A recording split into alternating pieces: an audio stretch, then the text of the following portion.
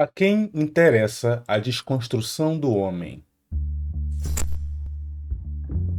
Se você gosta de temas sobre desenvolvimento emocional masculino e a visão masculina sobre realidade e de conhecimento relacionado a isso, curta aqui o nosso espaço e se inscreva no nosso canal. Vai ser ótimo ter você aqui.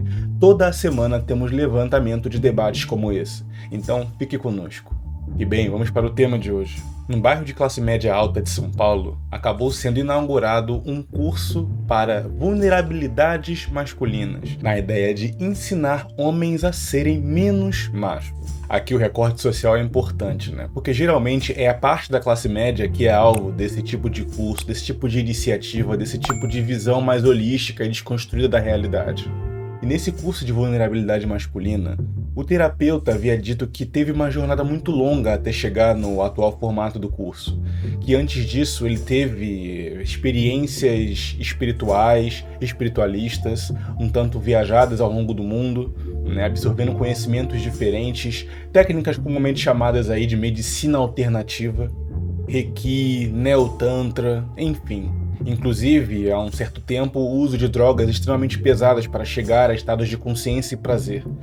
Mas depois largando um pouco disso e focando apenas nas sensações físicas, no descobrimento de sensações físicas. E aí já viu, né? Chegou, então, nessa ideia de cursos para masculinidades, no sentido de fragilizá-las, né? Tornar você menos macho.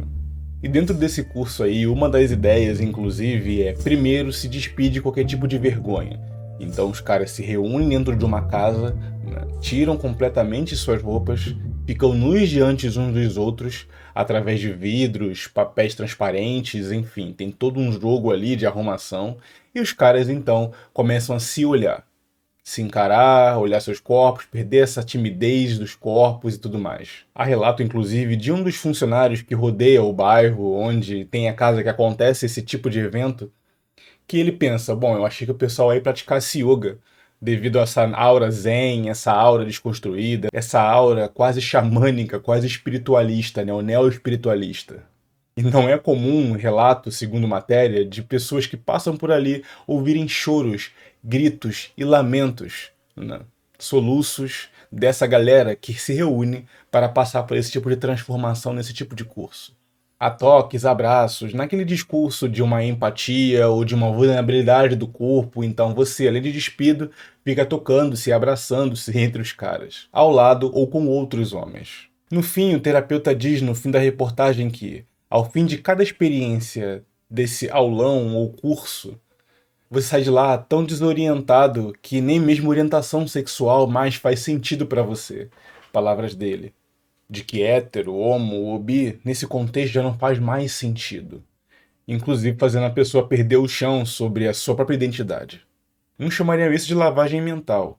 Outros chamam de terapia. Bem, voltamos aqui então à questão, né? A quem interessa desconstruir a masculinidade?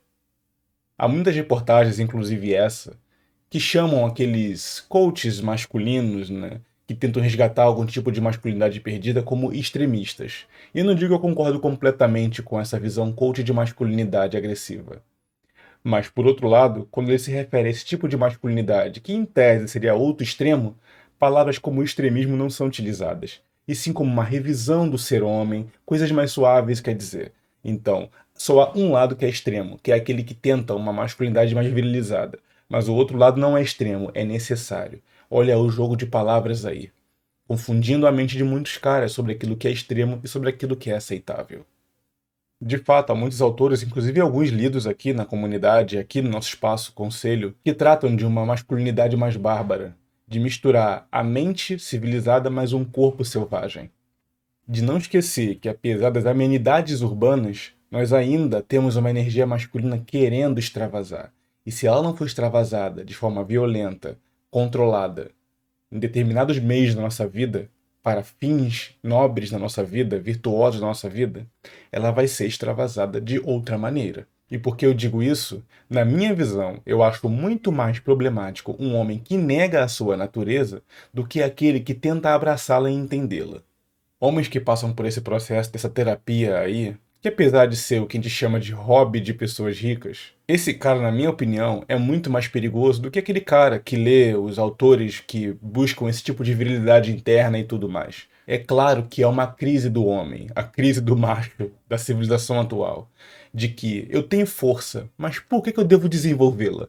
Afinal de contas, por que eu devo desenvolver força se ela não é útil na sociedade atual? Para que treinar o meu corpo, fortalecê-lo, ter uma aparência mais forte?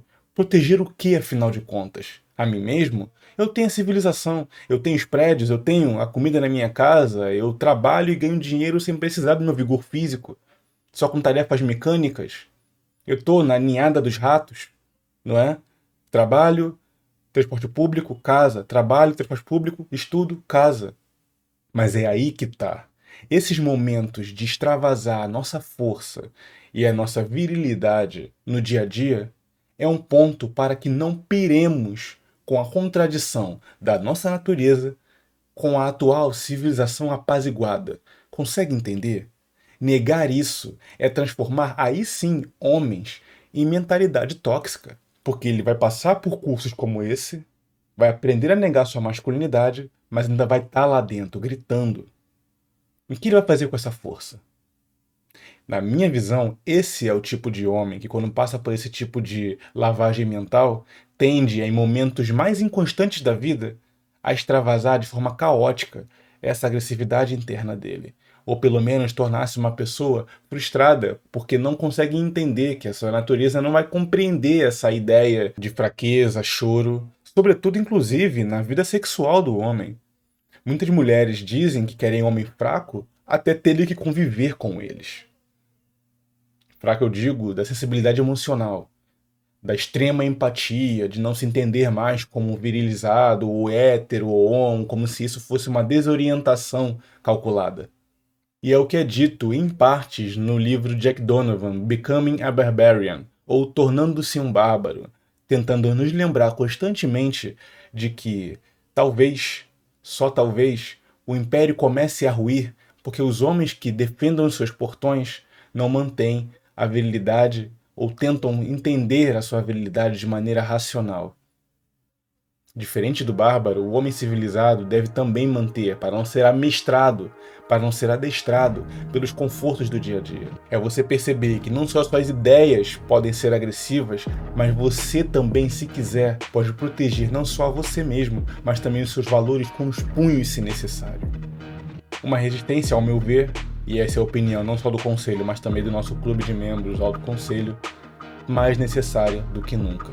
Então, o que a matéria chama de extremismo, hoje em dia, tem sido um veneno necessário, porque estamos tão dopados com a droga da modernidade que o que antes poderia ser um veneno extremo, agora é o mínimo de orientação para nos reconectarmos e nos ressignificarmos como homens. E repito de novo aqui: a quem serve a desconstrução do homem?